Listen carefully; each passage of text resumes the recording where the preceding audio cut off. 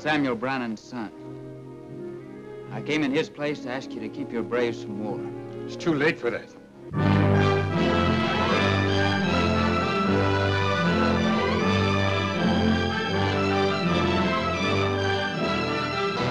Go ahead, son. Kill him.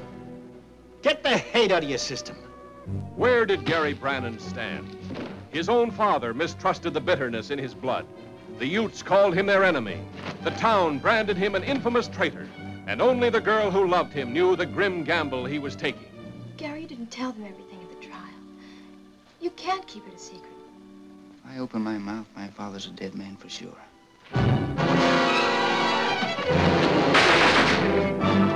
You never give up, do you, Sonny?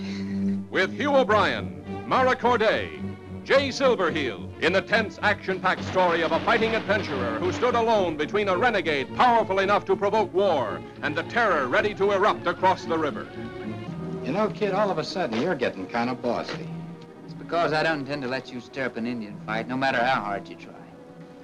That's a pretty serious accusation, kid. They will not be harmed if we are not attacked. But if we are, the whole Ute nation will be ready.